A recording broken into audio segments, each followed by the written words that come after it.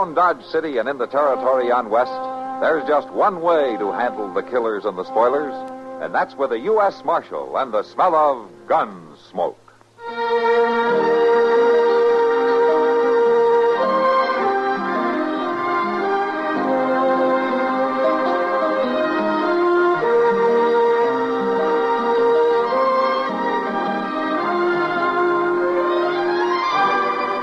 Gunsmoke, starring William Conrad. The story of the violence that moved west with young America. And the story of a man who moved with it. I'm that man. Matt Dillon, United States Marshal. The first man they look for and the last they want to meet. It's a chancy job, and it makes a man watchful. And a little lonely.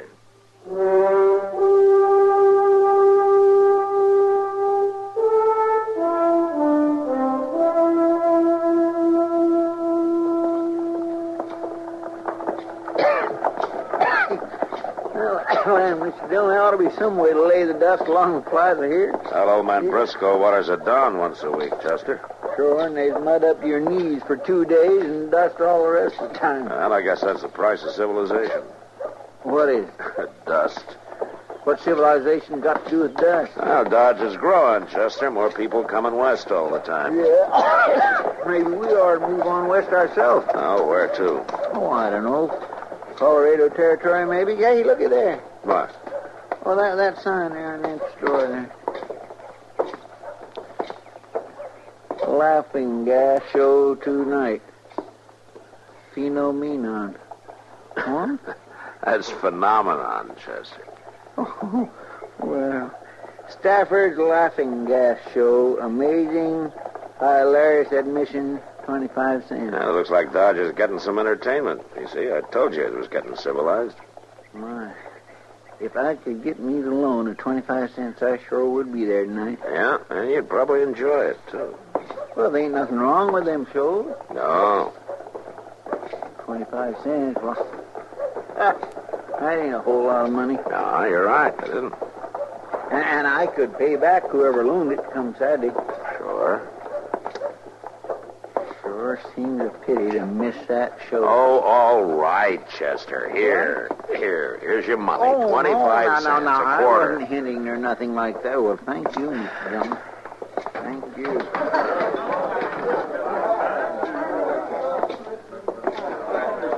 Well, hello, Matt.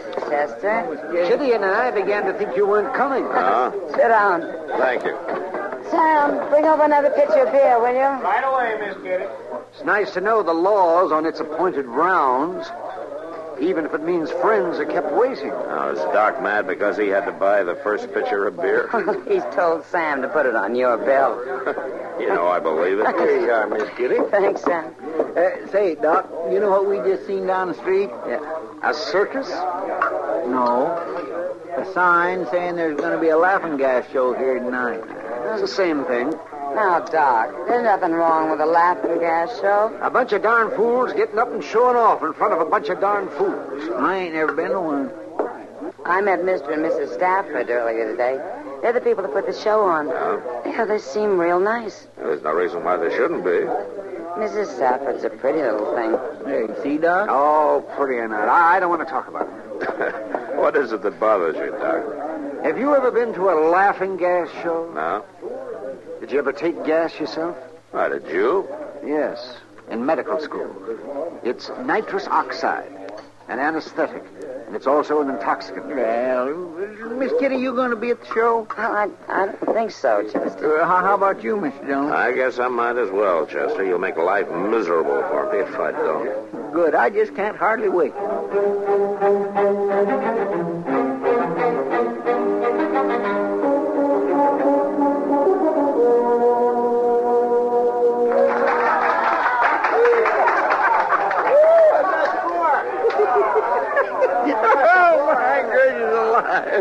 Oh, sounds like you're enjoying it, Chester. Oh, Mr. Dillon. Well, I never laughed so much in all my born days. Yeah, they had Lorne Teeters up there on the stage, and they give him this gas to sniff, out of that contraption with all them bottles and burners and things. He got drunk as a lord. Lauren Peters? Yeah. He sang and he danced and he laughed and cried all at one time. He's kind of old to be carrying on like that, isn't he? Well, I'm just as glad he ain't going to be shaving me tomorrow. And now, the next volunteer is Mr. Cloud Marsh. Don't be scared. Here, sir, is your $1 for volunteering. Now, sit down right there. Good. Now, just put this nozzle in your mouth and breathe deep. That's it. Keep breathing. In. Out. In. Out. That's right. It's all right, folks. It won't hurt him. Cloud Marsh ain't so bad when he's asleep. He'll come to in a minute. See, Mr. Dillon, when they come out of that gas, there's just no telling what they'll do. Yeah, but if Cloud Marsh comes out his real self, it might be quite a ruckus. Do us a favor, mister. Keep that bully under forever. Where is it? I'm gonna smash you for this. Take it easy, mister. It's all in fun. Who wants a fight? I'll fight anybody in the place. Oh, poor Cloud. Poor crybaby Cloud. I know you don't like me. You don't like any of us. But me and my brothers will fight you any time. And we'll get you. We'll get you good. Maybe you better go. I ain't going nowhere. I'll show you. Stop it. He busted all the laughing gas equipment. A couple of you men better help me here. The gas has made him a little argumentative. Come on, Chester, let's get out of here. What a thing to do. I've got some more apparatus in the back room. The show will continue in just a moment. Well, that doggone Cloud Marsh starting a ruckus like that. Well, Stafford said you become your natural self. And he sure did. Them Marsh boys just wants to fight all the time, don't they? And there could be trouble from this, Chester. Well, why? My gracious, he's the one that started everything. But a man like Cloud Marsh can't take being laughed at. Yeah, he'll make trouble, sure.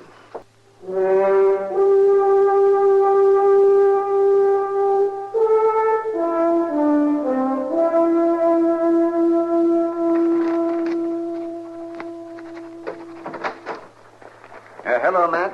No? Oh, morning, Doc. There's some coffee on the stove. Help yourself. Yeah, thank you. And how was the show last night? Well, I got there late, so I didn't see it all, but Chester said I was fine. I suppose Chester got up on the stage and made a fool of himself. Well, he probably would have, but he didn't get the chance. Cloud Marsh took some of the gas and wanted to fight everybody in the place. Then he started crying and busted up all the equipment. It's a good thing those ornery brothers of his were down at the Long Branch instead of at the show. They'd have busted up the whole store. Yeah. You know, Matt, nitrous oxide's a dangerous thing to mess with. Too much can be fatal. I remember this boy at medical school who took this... Hey, Doc. Doc, I've been looking all over for you. Yeah? What's the matter, Chester? It's Mr. Stafford. He's been hurt bad. What?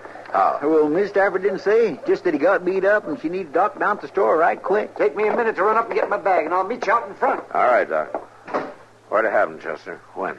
Oh, I don't know, but it couldn't have been too long ago. Miss Stafford said her husband was out back of the store with a wagon, and she heard a ruckus and run out, and she seen all three of them running off. All three who? Yeah, Cloud Marsh and them two brothers of his. He just ought to be tarred and feathered, Mr. Dillon. All of them should. Yeah. What in the world was they after beating Mr. Stafford near to death? Well, I told you last night that some men can't stand being laughed at. Come on, Matt. Let's go. Chester, you better come along, too.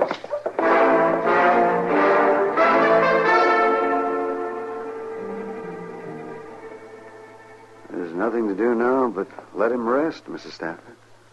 How long's he going to be like that, Doc? Unconscious, I mean. He's had a bad concussion. Sometimes it takes only an hour or so, and sometimes days. Just have to wait and see. But isn't there something I can do for him? Just let him rest. Miss Stafford, are you ready to swear out a complaint against the Marsh brothers? Earl and me don't want no trouble, Marshal. Yeah, but they almost killed your husband. We sign a complaint now, and the Marshes would really come after us. Earl wasn't always a man to run from trouble. What? I know who Earl really is, Miss Stafford. I've known ever since you first came to town. But how? He's Ernie Stubblefield, isn't he? That's all behind us, Marshal. He's forgot about being Ernie Stubblefield. Matt, what's this all about? Well, Earl Stafford's real name is Stubblefield, Doc. He had quite a reputation up on the Red River. 4 killings. And he did some time for the last one. Marshal, after Earl got out of prison, he come to me in Missouri. He was sick with himself. Sick with all the fighting and killing. He pleaded with me to marry him so we could start over. And when I found out he really meant it, we got married. As Mr. and Mrs. Stafford, huh? As long as he was Ernie Stubblefield, there'd be no peace. Yeah. Does he still have his gun? He keeps it in the trunk, but he's changed. He'd never use it. Not no more. I see. No, you don't. If he ever used that gun to kill another man, even in self-defense, the whole terrible business would start all over again. So he ain't going to use it. Never.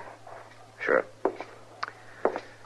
Well, I take it you're not going to sign a complaint then, huh? Marshal, I ain't going to sign nothing. All right, ma'am. But I'm still going to throw Cloud Marsh in jail until you leave town.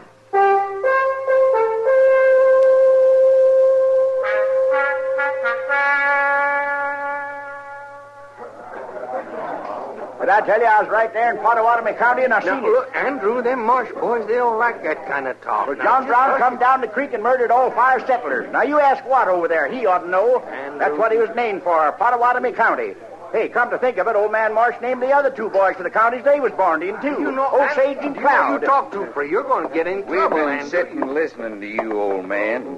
You sure feel your liquor, don't you? Well, I didn't mean nothing against you and your brothers, Cloud. No, you didn't mean nothing, but you do like to drink, don't you? Well, just 1 or 2 to get started in the morning. I don't figure 1 or 2's enough for old man.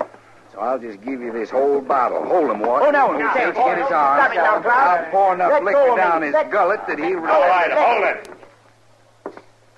We ain't doing nothing, Marshal. Just giving old Andrew his morning bottle. Let go of him. Okay. You're coming with me, Cloud. Where? Jail.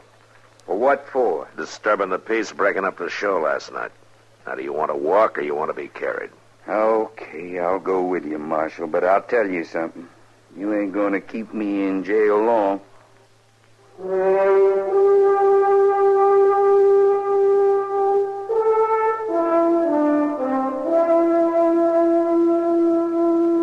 Cloud Marsh was right. He didn't stay in jail long. Within an hour, Watt and Osage walked into the office with a writ from Judge Bent. They paid his bail, and I had to turn him loose. There was nothing I could do. I had hoped to hold him in jail till the Staffords got out of town, but since I couldn't, I told Chester to keep an eye on him. Well, nothing happened all that day, and that evening I was sitting over coffee with Doc and Kitty at Delmonico. Well, nothing like a good dinner to cheer you up. Even if it is a little greasy. You always see the bright side, don't you, Doc? Of course. How's Mr. Stafford tonight, Doc? Well, I guess he's coming along all right. He opened his eyes for a couple of minutes late this afternoon, and then he dropped off again. His wife hopes they can leave town tomorrow. Huh? Mr. Dillon, Yeah, what is it, Chester? I've been looking all over for you. I thought maybe you'd be over at the Long Branch, but you wasn't. Well, you don't mind if Matt buys me a dinner now and then, do you? Oh, my goodness, no, but I sure did waste a lot of time trying to find him, and they already left the Texas Trail 10-15 minutes ago. Who left? Them Marsh boys, all 3 of them. Were they drunk? Oh, my, yes, and they was talking about giving somebody some of that gas, a dose of his own medicine, they said.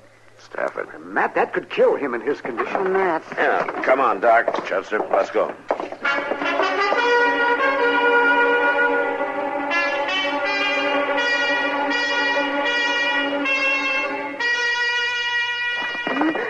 Yesterday, I put on a show for you. Now you're going to put on a show for us, Mrs. Stafford. Please.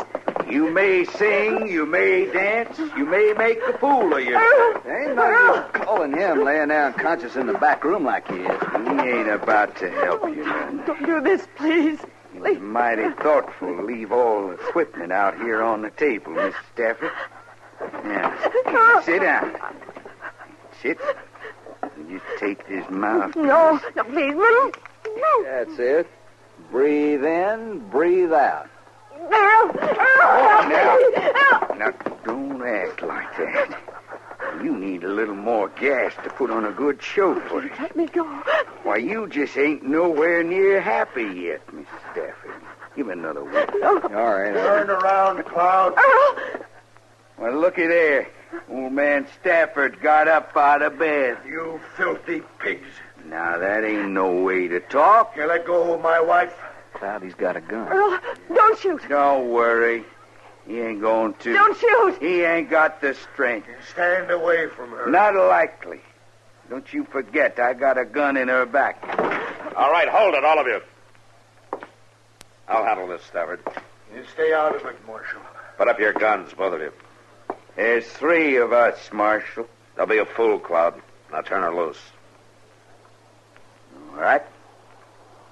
I'll turn her loose.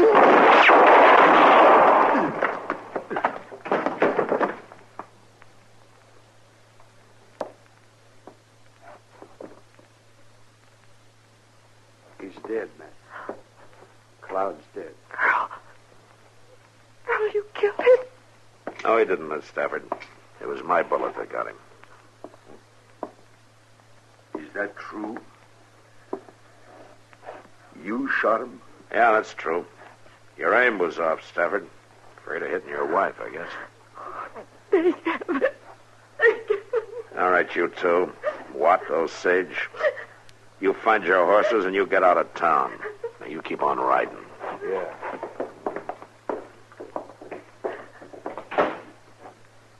Mr. Stafford, you'd better get Earl back to bed. Yes.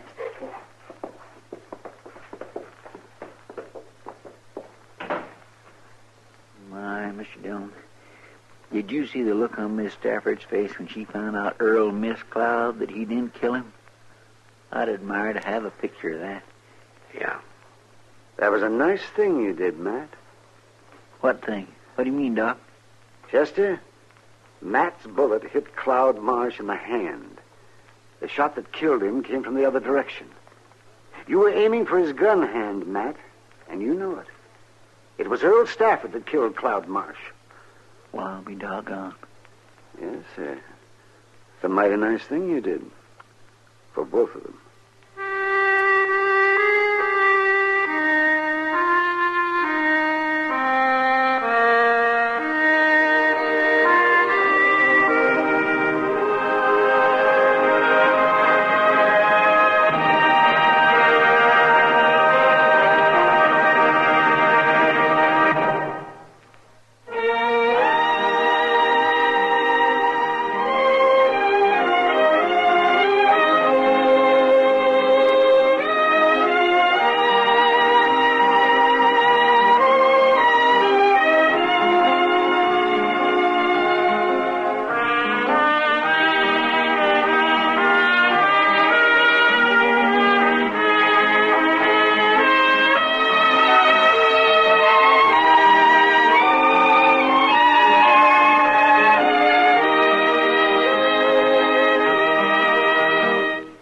Gunsmoke. Produced and directed by Norman MacDonnell. Stars William Conrad as Matt Dillon, U.S. Marshal.